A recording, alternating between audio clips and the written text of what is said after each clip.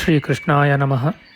ವಸುದೇವಸುತಂ ದೇವಂ ಕಂಸಚಾಣೂರಮರ್ದನಂ ದೇವಕೀ ಪರಮಾನಂದಂ ಕೃಷ್ಣಂ ವಂದೇ ಜಗದ್ಗುರುಂ. ಬ್ರಹ್ಮಸ್ಥಾನ ಸರೋಜ ಮಧ್ಯವಿಲಸಚ್ಛೀತಾಂಶು ಪೀಠಸ್ಥಿತಂ ಸ್ಫೂರ್ಜತ್ಸೂರ್ಯರುಚಿಂ ವರಾಭಯಕರಂ ಕರ್ಪೂರಕುಂದೋಜ್ವಲಂ ಶ್ವೇತಸ್ರಗ್ವಸನಾನುಲೇಪನಯುತಂ ವಿದ್ಯುದ್ರುಚಾ ಕಾಂತಯಾ ಸಂಶ್ಲಿಷ್ಟಾರ್ಧತನುಂ ಪ್ರಸನ್ನವದನಂ ವಂದೇ ಗುರುಂ ಸಾದರಂ. ಶ್ರೀಗುರುಭ್ಯೋ ನಮಃ. ಲಂಬೋದರಂ ಪರಮಸುಂದರಮೇಕದಂತಂ ರಕ್ತಾಂಬರಂ ತ್ರಿನಯನಂ ಪರಮಂ ಪವಿತ್ರಂ ಉದ್ಯದ್ದಿವಾಕರಕರೋಜ್ವಲಕಾಯಕಾಂತಂ ವಿಘ್ನೇಶ್ವರಂ ಸಕಲವಿಘ್ನಹರಂ ನಮಾಮಿ. ತ್ವಾಂ ದೇವ ವಿಘ್ನಧಲನೇತಿ ಚ ಸುಂದರೇತಿ ಭಕ್ತಿಪ್ರಿಯೇತಿ ಸುಖದೇತಿ ಫಲಪ್ರದೇತಿ ವಿದ್ಯಾಪ್ರದೇತ್ಯಗಹರೇತಿ ಚ ಯೇ ಸ್ತುವಂತಿ ತೇಭ್ಯೋ ಗಣೇಶವರದೋ ಭವನಿತ್ಯಮೇವ. ಶ್ರೀಮಹಾಗಣಪತಯೇ ನಮಃ. ಯಾ ಕುಂದೇಂದು ತುಷಾರಹಾರಧವಳ ಯಾ ಶುಭ್ರವಸ್ತ್ರಾವೃತ ಯಾ ವೀಣಾ ವರದಂಡಮಂಡಿತಕರ ಯಾ ಶ್ವೇತಪದ್ಮಾಸನ ಯಾ ಬ್ರಹ್ಮಾಚ್ಯುತಶಂಕರಪ್ರಭೃತಿಭಿಃ ದೇವೈಃ ಸದಾ ವಂದಿತಾ ಸಾ ಮಾಂ ಪಾತು ಸರಸ್ವತೀ ಭಗವತಿ ನಿಶ್ಶೇಷಜಾಡ್ಯಾಪಃ. ಶ್ರೀ ಸರಸ್ವತ್ಯೇ ನಮಃ. ವೇದಾರ್ಥತತ್ವವಿಶದೀಕರಣೇನ ಪುಂಸಾಂ ಉಚ್ಚೈರ್ಗತಿಂ ಜಗತಿ ಯೋ ದಯಯಾ ವಿಧಾತುಂ ರಮ್ಯಾಂ ಪುರಾಣಪದವೀಂ ಪ್ರಣಿನಾಯ ತಸ್ಮೈ ಲೋಕೇಶವೈಭವಪುಷೇ ಋಷಯೇ ನಮಸ್ತಾತ್. ತಸ್ಮೈ ವ್ಯಾಸಾಯ ಮುನಯೇ ಸರ್ವಜ್ಞಾಯ ಮಹರ್ಷಯೇ ಪಾರಾಶರ್ಯಾಯ ಶಾಂತಾಯ ನಮೋ ನಾರಾಯಣಾತ್ಮನೇ. ಶ್ರೀವ್ಯಾಸಾಯ ನಮಃ. ನಾರಾಯಣಂ ನಮಸ್ಕೃತ್ಯ ನರಂ ಚೈವ ನರೋತ್ತಮಂ ದೇವೀಂ ಸರಸ್ವತೀಂ ವ್ಯಾಸಂ ತತೋ ಜಯಮುದೀರಯೇತ್. ಕನಕರುಚಿದುಕೂಲಃ ಕುಂಡಲೋಲ್ಲಾಸಿಗಲ್ಲಃ ಶಮಿತಭುವನಭಾರಃ ಕೋಪಿ ಲೀಲಾವತಾರಃ ತ್ರಿಭುವನಸುಖಕಾರಿ ಶೇಷಶಾಯೀ ಮುಕುಂದೋ ಪರಿಕಲಿತರಮಾಂಗೋ ಮಂಗಲಂ ನಸ್ತನೋತು. ನಮಾಮಿ ಗೋವಿಂದಪದಾರವಿಂದಂ ಸದೇಂದಿರಾನಂದನಮುತ್ತಮಾಡ್ಯಂ ಜಗಜ್ಜನಾನಾಂ ಹೃದಿ ಸನ್ನಿವಿಷ್ಟಂ ಮಹಾಜನೈಕಾಯನಮುತ್ತಮೋತ್ತಮಂ. ನಮಸ್ತೆ ಚಕ್ರಹಸ್ತಾಯ ಶಾಂಗಹಸ್ತಾಯ ತೇ ನಮಃ. ನಂದಹಸ್ತಾಯ ತೇ ವಿಷ್ಣೋ ಶಂಖಹಸ್ತಾಯ ತೇ ನಮಃ. ಓಂ ನಮೋ ವಾಸುದೇವಾಯ ನಮಃ ಸಂಕರ್ಷಣಾಯ ಚ ಪ್ರದ್ಯುಮ್ನಾಯ ನಮಸ್ತುಭ್ಯಂ ಅನಿರುದ್ಧಾಯ ತೇ ನಮಃ. ದಂಷ್ಟ್ರಾಗ್ರೇಣೋ ಧೃತಾ ಗೌರು ದಧಿಪರಿವೃತಾ ಪರ್ವತೈರ್ನಿಮ್ನಗಾಭಿಃ ಸಾಕಂ ಮೃತ್ಪಿಂಡವದ್ಬೃಹದುರ್ವಪುಷಾನಂತರೂಪೇಣ ಯೇನ ಸೋಯಂ ಕಂಸಾಸುರಾರಿರ್ಮುರನರಕದಶಾಸ್ಯಾಂತಕೃತ್ಸರ್ವಸಂಸ್ಥಃ ಕೃಷ್ಣೋ ವಿಷ್ಣುಃಸುರೇಶೋ ನುದತು ಮಮ ರಿಪೂನ್ ಆದಿದೇವೋ ವರಾಹಃ. ನಮಸ್ತಸ್ಮೈ ವರಾಹಾಯ ಲೀಲಯೋದ್ಧರತೆ ಮಹೀಂ ಖುರಮಧ್ಯಗತೋ ಯಸ್ಯ ಮೇರುಖಣಖಣಾಯತೆ. ಶ್ರೀ ವರಾಹಮೂರ್ತಯೇ ನಮಃ. ಪ್ರಿಯ ಬಾಂಧವರೇ, ನಮ್ಮ ಈ ಶ್ರೀ ಲಾಲೀಕೃಷ್ಣ ಚಾನಲ್ಗೆ ಸ್ವಾಗತ. ಇಂದಿನ ವಿಡಿಯೋದಲ್ಲಿ ನಾವು ಶ್ರೀ ವರಾಹ ಮಹಾಪುರಾಣದ 198ನೆಯ ಅಧ್ಯಾಯದ ಉತ್ತರ ಭಾಗದ ವಿಚಾರ ಮಾಡೋಣ. ಈ ಅಧ್ಯಾಯದಲ್ಲಿ ಯಮರಾಜನು ನಚಿಕೇತನಿಗೆ ಮಾಡಿದ ಆದರ, ನಚಿಕೇತನು ಮಾಡಿದ ಯಮಸ್ತುತಿಯ ವಿಚಾರ ಮಾಡೋಣ. ಶ್ರೀಕೃಷ್ಣಾಯ ನಮಃ. ಚಿತ್ರಗುಪ್ತನು ಹೇಳುತ್ತಾನೆ, ನನ್ನ ಚಿತ್ತವನ್ನನುಸರಿಸಿ ನಡೆಯುವವರು ಸದಾ ವ್ರತ ಪರಾಯಣರೂ ಆದ ದೂತರೇ ಕೇಳಿ. ನನ್ನ ಅನುಮತಿಯಿಂದ ಈ ಬ್ರಾಹ್ಮಣನು ಪ್ರೇತಾವಾಸವನ್ನು ನೋಡಲು ಹೋಗುವನು. ನೀವು ಈತನಿಗೆ ಸರಿಯಾಗಿ ರಕ್ಷಣೆಯನ್ನು ಅನುಕೂಲವನ್ನು ಮಾಡಬೇಕು. ಯಾವ ದುಃಖದಿಂದಾಗಲಿ ಶೀತೋಷ್ಣಗಳಿಂದಲಾಗಲಿ ಹಸಿವು ಬಾಯಾರಿಕೆಗಳಿಂದಾಗಲಿ ಈತನಿಗೆ ಖೇದವು ಆಗಬಾರದು ಎಂದು ನಿಮಗೆ ಆಜ್ಞಾಪಿಸುತ್ತೇನೆ.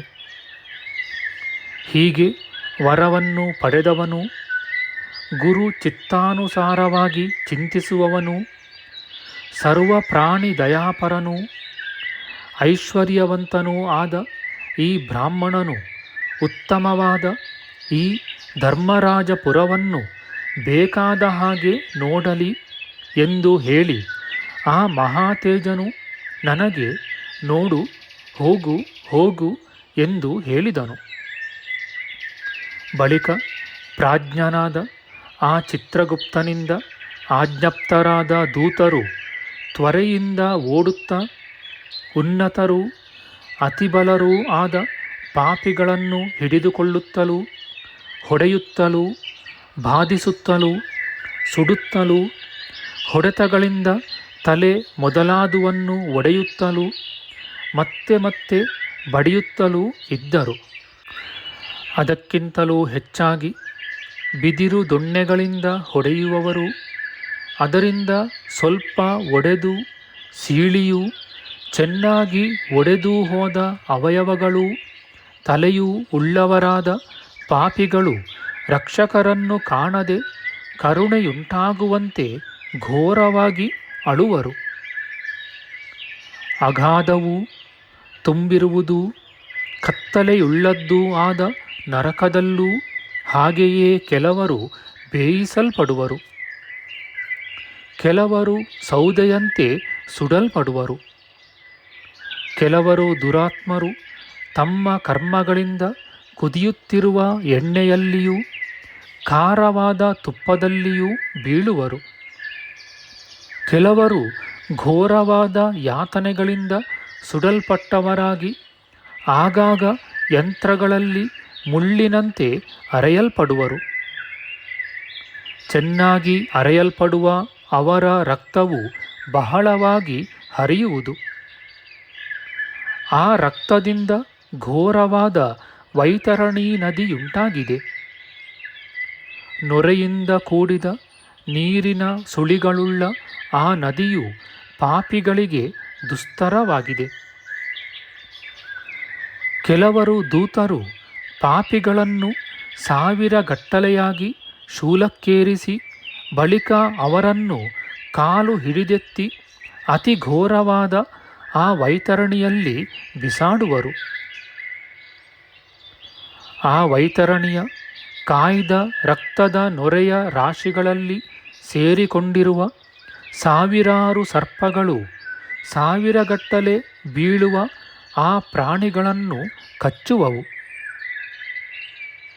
ಆಗ ಆ ವೈತರಣಿಯ ಸುಳಿಗಳಿಂದ ತಪ್ಪಿಸಿಕೊಳ್ಳಲಾರದೆ ವಿಕಾರವುಳ್ಳವರೂ ಪರವಶರೂ ಆದ ಆ 1000 ಪ್ರಾಣಿಗಳು ಉನ್ನತವಾದ ಅಲೆಗಳೊಡನೆ ಮೇಲೇಳುವವು. ಸರ್ವದೋಷಯುಕ್ತರಾದ ಆ ಪಾಪಿಗಳು ಅಲ್ಲಿ ಮುಳುಗುತ್ತಲೂ ಕಾರುತ್ತಲೂ ಕೃಶರಾಗುವರು. ಅವರು ಕಾಪಾಡುವವರನ್ನು ಕಾಣರು. ಅಲ್ಲದೆ ಅಲ್ಲಿ ಬೇರೆ ಹಲವರು ಪಾಪಿಗಳನ್ನು ಹಲವರು ದೂತರು ಉಕ್ಕಿನ ಮುಳ್ಳುಗಳಿಂದ ಹಿಡಿದು ದುರಾರೋಹವಾದ ಮಾಯೆಯ ಬೂರುಗದ ಮರಕ್ಕೇರಿಸಿ ಖಡ್ಗ ಶಕ್ತ್ಯಾಯುಧಗಳಿಂದ ಮತ್ತೆ ಮತ್ತೆ ಹೊಡೆಯುವರು. ಆ ಮರದ ಭಯಂಕರವಾದ ಕೊಂಬೆಗಳಲ್ಲಿ ಜೋಲಾಡುತ್ತಿರುವ 1000 ಜನ ಘೋರವಾದ ಕೂಷ್ಮಾಂಡರನ್ನೂ ರಾಕ್ಷಸರನ್ನೂ ಪಿಶಾಚಿಗಳನ್ನೂ ನಾನು ನೋಡಿದೆನು.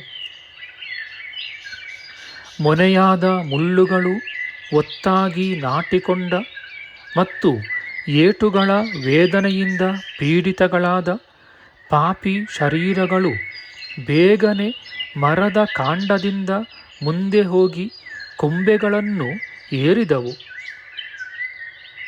ಅಲ್ಲಿ ಮಾಂಸಭಕ್ಷಕರಾದ ಘೋರರಾದ ರಾಕ್ಷಸರು ಪಿಶಾಚಿಗಳ ಹಾಗೆ ಏರಿದ ಆ ಪ್ರಾಣಿಗಳನ್ನು ಹೊಡೆದು ನಿರ್ಭೀತಿಯಾಗಿ ಆ ತಮೋಮಯವಾದ ದೇಹಗಳನ್ನು ಆಕ್ರಮಿಸಿ ಅಡಿಗೆಯ ಮನೆಯನ್ನು ಹೊಕ್ಕ ಕಪಿಗಳಂತೆ ಬೇಕಾದ ಹಾಗೆ ತಿನ್ನುವವು.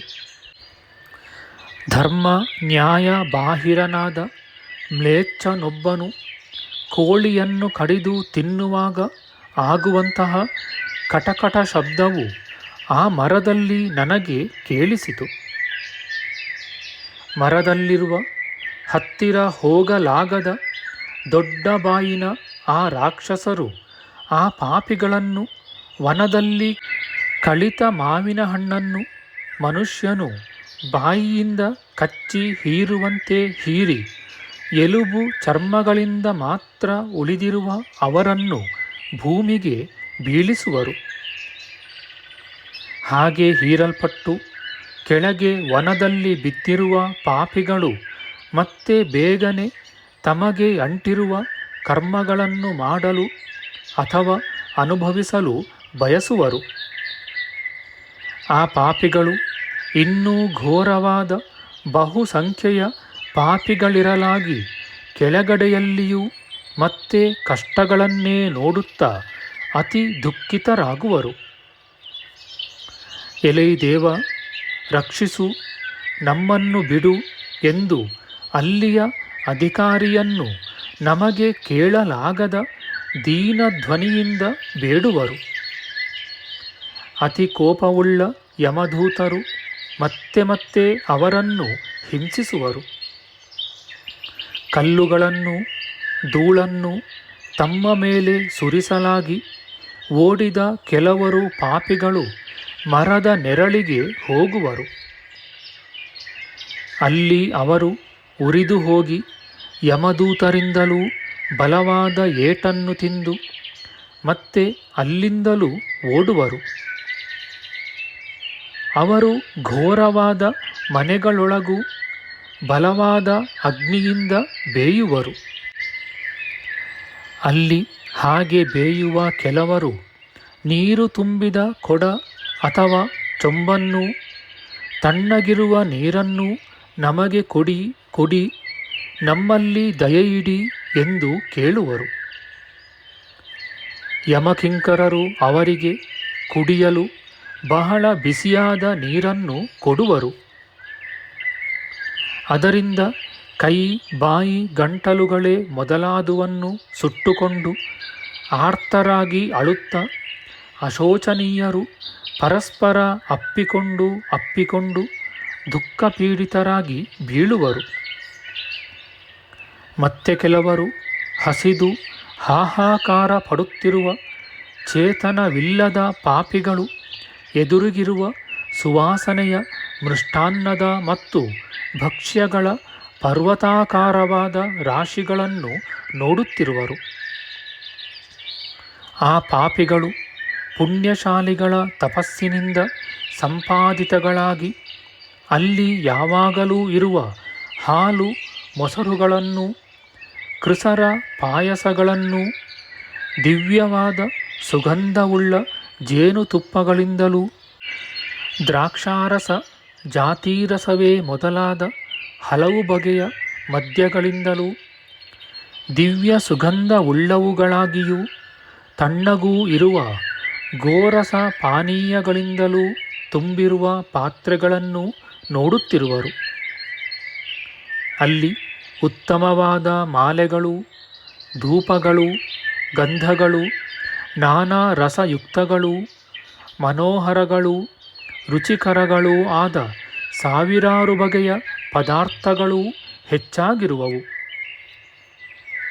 ಅಲ್ಲಿ ಎಲ್ಲ ಭೋಜನಗಳಲ್ಲೂ ಅನ್ನದಾನರತರು, ಸರ್ವಾಭರಣ ಭೂಷಿತರೂ, ಮನೋಹರರೂ, ಉದಾರರೂ ಆದ ಅನೇಕ ಉತ್ತಮ ಸ್ತ್ರೀಯರು ರತ್ನ ಕಲಶಗಳನ್ನು, ಅರ್ಘ್ಯಾದಿ ಜಲಪಾತ್ರಗಳನ್ನು, ಭೋಜನ ಪಾತ್ರೆಗಳನ್ನು ಹಿಡಿದುಕೊಂಡು ಸಾವಿರಾರು ಜನರಿಗೆ ಊಟ ಮಾಡಿಸುವರು.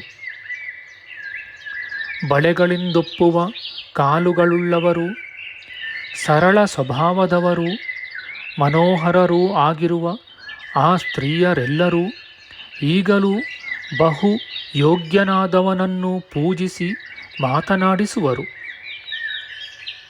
ಕಠಿಣವಾಗಿ ಮಾತನಾಡುವ ಆ ಯಮದೂತರು ಪಾಪಿಗಳನ್ನು ಹೊಡೆಯುತ್ತಲೂ ನಗುತ್ತಲೂ, ಎಲೈ ಕೃತಜ್ಞರೇ, ಎಲೈ ಲೋಭಿಗಳೇ, ಪರಸ್ತ್ರೀಗಾಮಿಗಳೇ, ಪಾಪಾಭಿಪ್ರಾಯ ಉಳ್ಳವರೇ, ಸದಾಚಾರ ರಹಿತರೇ, ಸರ್ವದಾನಗಳನ್ನು ಬಿಟ್ಟವರೇ, ಪರದೂಷಣ ನಿರತರೇ, ಪಾಪಗಳ ಕಥೆಯೆಂಬ ವಾದ್ಯಧ್ವನಿಯುಳ್ಳವರೇ, ಲಜ್ಜೆಗೆಟ್ಟವರೇ, ದಾನ ಕೊಡಬಹುದಾದ ಮನೆಗಳನ್ನು ಯಾಚಿಸಲು ನಿಮಗೆ ಮನಸ್ಸಿಗೆ ಹಿತವಾಗಿದ್ದಿತು. ಲೌಕಿಕವಾದ ಐಶ್ವರ್ಯವಿದ್ದರೂ ಸುಖವಾಗಿ ದೊರೆತ ಅನ್ನ ಪಾನ ಕಾಷ್ಟಾದಿ ಸುಲಭ ಪದಾರ್ಥಗಳನ್ನು ನೀವು ದಾನ ಮಾಡಲಿಲ್ಲ. ಆದುದರಿಂದ ನೀವು ಯಾತನೆಗಳಿಂದ ಕೊಲೆಗೆ ಅರ್ಹರು. ಎಲೈ ಪಾಪಕರ್ಮಿಗಳೇ, ಸಂಸಾರದಲ್ಲಿ ನೀವು ಬೆಂದಿರಾದರೆ ಪಾಪಕರ್ಮವು ಸ್ವಲ್ಪ ಕ್ಷಯಿಸುವುದು. ಈ ಲೋಕದಿಂದ ಕಳುಹಿಸಲ್ಪಟ್ಟವರಾಗಿ ಮನುಷ್ಯ ಲೋಕದಲ್ಲಿ ಘೋರ ಪಾಪದಿಂದ ಅನುಗತರಾಗಿ ಬಹು ದರಿದ್ರರಾದವರ ಮನೆ ಅಥವಾ ವಂಶಗಳಲ್ಲಿ ಬಹು ದರಿದ್ರರಾಗಿ ಜನಿಸುವಿರಿ. ಸತ್ಯನಿರತರು, ಶಾಂತರು, ದಯಾವಂತರು, ಸದ್ವೃತ್ತರು, ಸುಧಾರ್ಮಿಕರೂ ಆದವರು ಭೂಲೋಕದಲ್ಲಿ ಚಾತುರ್ವರ್ಣ್ಯದ ಐಶ್ವರ್ಯವನ್ನನುಭವಿಸುವರು. ಬಳಿಕ ಆ ಧೀರರು ತಮ್ಮ ಪ್ರೀತಿ ಪಾತ್ರರೊಡನೆ ಇಲ್ಲಿ ಬಂದು ಸ್ವಲ್ಪ ಕಾಲ ವಿಶ್ರಮಿಸಿಕೊಂಡು ಪರಮಸ್ಥಾನವನ್ನು ಪಡೆಯುವರು. ಅಥವಾ ಭೂಮಿಯಲ್ಲಿ ಬಹು ಸುಂದರ ನಾರಿಯರುಳ್ಳದ್ದು ಐಶ್ವರ್ಯದಿಂದ ತುಂಬಿದುದೂ ಆದ ಮಹಾಕುಲದಲ್ಲಿ ಬಹು ಶಾಂತರಾಗಿ ಜನಿಸುವರು.